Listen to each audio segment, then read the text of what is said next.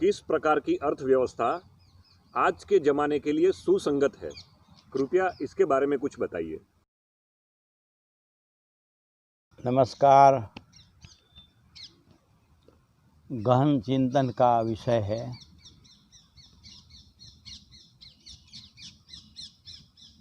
ये बात ओशो ने भी बताई है कि स्वर्णिम भविष्य इस पृथ्वी का क्या होगा और इस पृथ्वी में नई तरह की इकोनॉमिक सिस्टम कैसी होगी, उसके काफ़ी इशारे उन्होंने दिए हैं।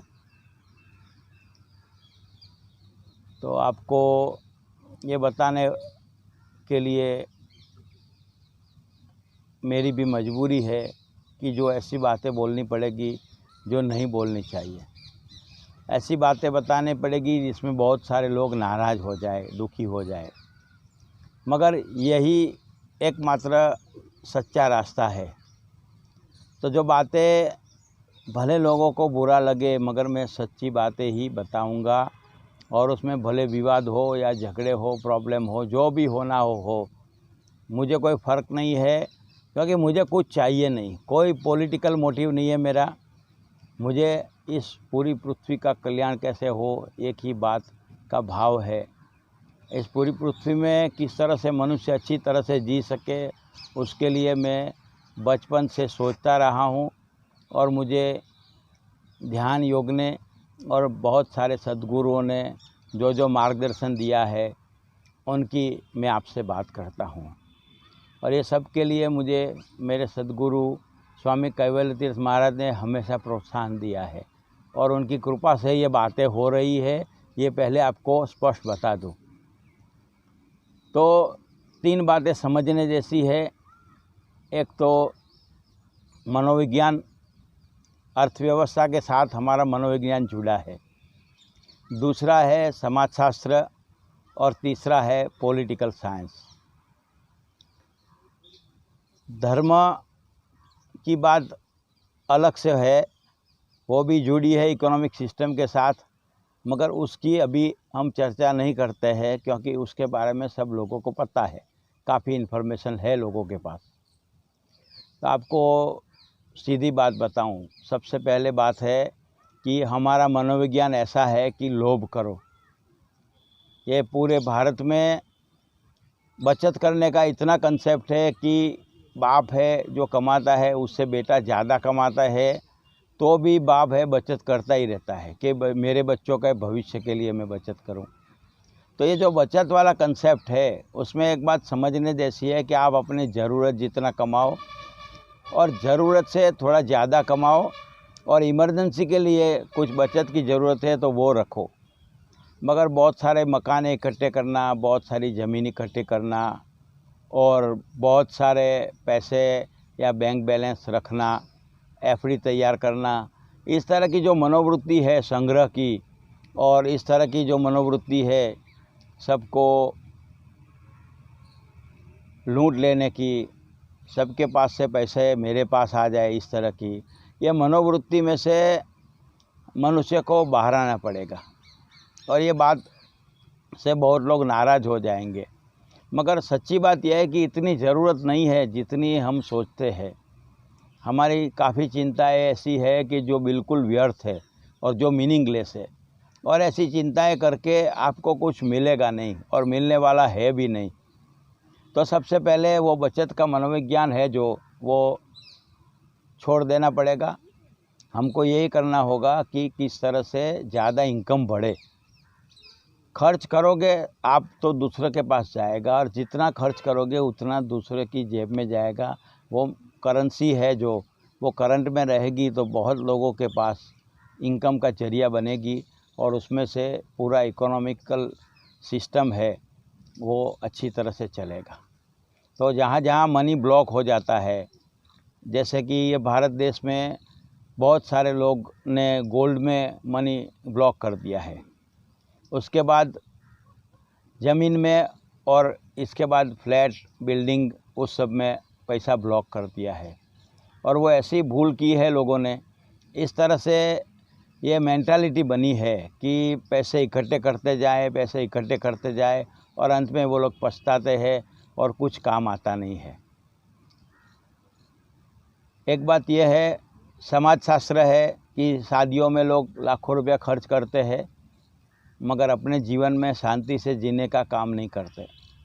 शादी के खर्च में से पहुंच नहीं पाते हैं तो ब्याज पे पैसे लाते हैं और उनको बहुत सारी लोन्स लेनी पड़ती है, बहुत सारी पीड़ा झेलनी पड़ती है। तो समाजशास्त्र भी ऐसा होना चाहिए, समाज की व्यवस्था ऐसी होनी चाहिए कि जिसमें आदमी अपनी कैपेसिटी के अनुसार खर्च करे और दिखावे के लिए जो शादियां में इतना खर्चा होता है वो खर्च बिल्कुल बिन ज़रूरी है। और खाना भी ऐसा होता है कि जो तबीयत को नुकसान करे, तो लोग दिखावे के लिए सब करते हैं। कपड़े का, खाने का, इस तरह के गहनों का, इस तरह के खर्च इतने ज़्यादा बढ़ गए हैं अभी कि दिखावे में लोग दुखी होते हैं और दूसरे को भी दुखी करते हैं। ये रही बात समाज व्यवस्था की, जिसे चेंज करना होगा। और सबसे बड़ी बात यह है कि आदमी के जीवन में ध्यान नहीं आता है तो वो इस तरह के खर्च करता है, ध्यान नहीं आता है तो उस तरह की उसकी बचाने की मेंटालिटी है। ओशो के जो फादर थे दद्दा, उनका एक सूत्र था, अपना है क्या लुटाओ। यानी हम कुछ लेके आए नहीं है तो लुटा सकते हैं। इसका मतलब ये नहीं कि हमारे पास जो है ये सब के सब लुटा दो, मगर आपके पास 1 रुपया है तो उसमें से आप 2 पैसा, 5 पैसा, 10 पैसा इतना खर्च कर सकते हो, इतना डोनेट कर सकते हो। तो जो हमसे गरीब है, जो हमसे ज़्यादा तकलीफ़ में है हमसे, उन लोगों को हम कुछ दे सकते हैं, उनके लिए कुछ काम कर सकते हैं। और इसी तरह से समाज व्यवस्था इजी चलेगी, नहीं तो क्राइम बढ़ता जाएगा और चोरी लूट बढ़ती जाएगी। तो इस तरह का जो मनोवलन है वो बदलने की ज़रूरत है। दान का सबसे ज़्यादा प्रयोग होगा तो लोभ अपने आप छूट जाएगा। और ध्यान में ये बात, जो लोग ध्यान करते हैं तो ध्यान में अपना लोभ अपने आप छूट जाता है, बांटने का भाव बढ़ता रहता है। तो जितना उदार मन होगा, जितना उदार हृदय होगा, उतना आपके जीवन में आनंद मिलेगा, खुशी मिलेगी और आपको मज़ा आएगा जीवन का। ये बातें हैं। और मकान इतने इकट्ठे कर लिए लोगों ने, ज़मीनें इतनी इकट्ठी कर ली है, इससे क्या है कि पूरी इकोनॉमिकल सिस्टम ब्लॉक हो जाती है। तीसरी बात है, राजनेताओं ने बहुत सारे पैसे इकट्ठे कर दिए हैं और वो लोग किसी को बताते नहीं, और राजनेता पैसा इकट्ठा करके इसका बहुत मौज शौक में और बहुत गलत तरह के बातों में इन्वेस्ट करते हैं और ब्याज पे घुमाते हैं और बहुत सारा बिज़नेस बढ़ा देते हैं। और ऐसे बिज़नेस बढ़ाते हैं कि जो उनकी कैपेसिटी में नहीं होता है, वो भी बिज़नेस करते रहते हैं और उसमें बहुत सारे प्रॉब्लम होते हैं। और उद्योगपति जो है वो एक इंडस्ट्री का एक मालिक होता है, वो बहुत सारे उद्योगों में काम करता है और उसके पास बहुत सारे उद्योग आने के बाद वो मोनोपोली कर लेता है और लोगों को उसका खामियाजा भुगतना पड़ता है, उसका नुकसान भुगतना पड़ता है और लोगों को ज़्यादा महंगा चीज़ वस्तु का खर्च करना पड़ता है। तो ज़्यादा खर्च नहीं करना है। इस देश में जो इन्फ्लेशन है, फुगावा जिसे बोलते हैं, तो वो बढ़ाना नहीं है। तो एक उद्योगपति के पास ज़्यादा इंडस्ट्रीज़ नहीं होनी चाहिए और इस उद्योगपति को भी समझना चाहिए कि मेरे पास एक यानी कुछ ऐसे 10-15 लोगों के पास सारी की सारी संपत्ति इकट्ठी हो गई है और इतनी सारी संपत्ति उस फैमिली के समूह के साथ हो गई है कि बाकी के लोग भूखे मरते हैं, उनको परवाह नहीं। वो थोड़ा बहुत दान कर लेते हैं और अपने आप को संतुष्ट करते हैं और अपने आप के लिए वो गौरव महसूस करते हैं कि हमने ये मंदिर में दान किया, इतना गरीबों को खाना खिला दिया, एक हॉस्पिटल बना दी। हॉस्पिटल वो सब जो बनाते हैं, एजुकेशन की संस्थाएं बनाते, वो भी अपने फ़ायदे के लिए ही बनाते हैं। तो अल्टीमेटली गरीबों का पैसा है वो श्रीमंत लोगों के पास ज़्यादा से ज़्यादा जाता है। तो धर्म, अर्थ, काम, मोक्ष सब जुड़े हैं। जैसे जैसे आदमी के भीतर मुक्ति का भाव आएगा तो धीरे धीरे सब कुछ छोड़ता जाएगा। और इसके लिए हमारे भीतर एक बात समझने जैसी है कि सामाजिक दबाव की जो मान्यता है कि आपके पास अगर ज़्यादा ही पैसा इकट्ठा हो गया है तो आपके पक्ष के कार्यकर आपको आके मिले, बताए कि सर ये इतना सारा पैसा इकट्ठा हो गया है, आप समाज को वापस दे दो। तो सच बोलने की हिम्मत जो लोगों में नहीं है ना, उसमें क्या है कि नेता लोग हैं वो अपने कार्यकर्ताओं को थोड़ा बहुत पैसा दे देते हैं और उनको समझा बुझा देते हैं, उनको फ़ायदा करा देते हैं। तो जो इस तरह की पूरी सिस्टम है, इकोनॉमिक सिस्टम, उसमें जितना शोषण और जितना लालच है वो जितना दूर होता जाएगा वैसे वैसे लोगों के जीवन में शांति आएगी, आनंद आएगा और लोग प्रेम से जीना शुरू कर सकेंगे। आपको लगेगा कि ये बातें वाहियात है और ये बातें यूटोपियन है, ये आदर्श अर्थव्यवस्था है, ऐसा नहीं है। आदर्श अर्थव्यवस्था आएगी तो बहुत सारे मनुष्य खुशी से जी सकेंगे और उनके जीवन में आनंद, प्रेम और शांति आएगा। चौथी बात, एक नई बात बता दूं आपको कि जो युद्ध में इतना खर्च होता है, सैनिकों के लिए इतना खर्च होता है, वो ज़रा भी ज़रूरी नहीं है।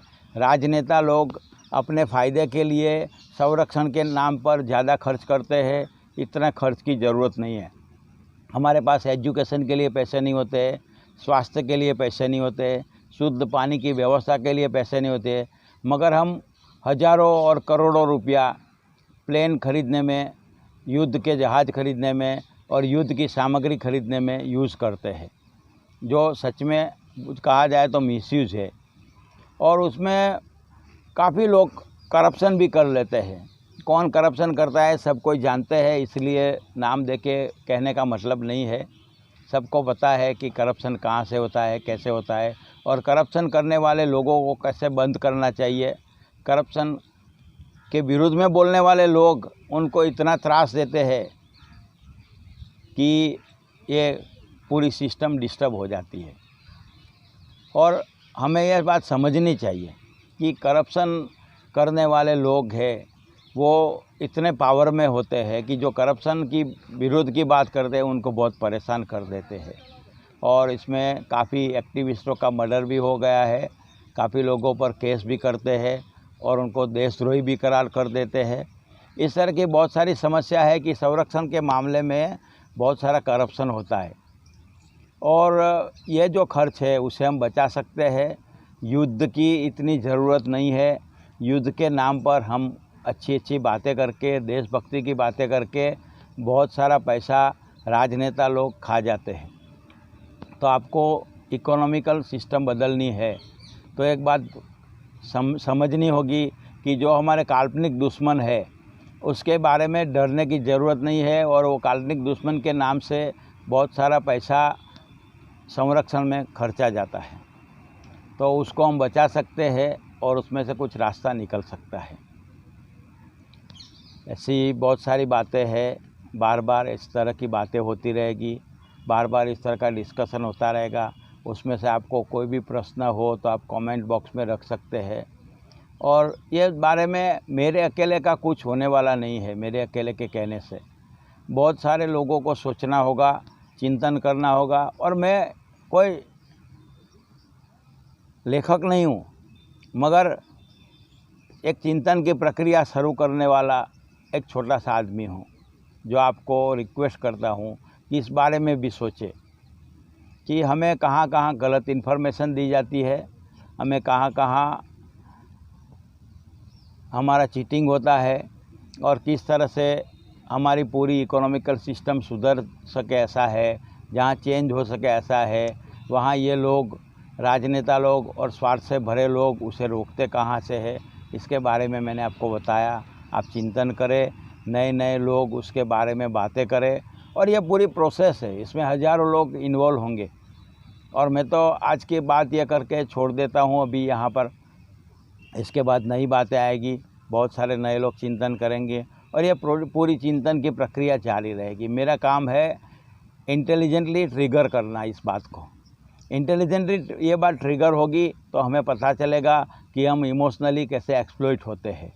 तो इमोशनल एक्सप्लॉयटेशन की जो पूरी सिस्टम है उसे ब्लॉक करना ज़रूरी है, उसे तोड़ना ज़रूरी है।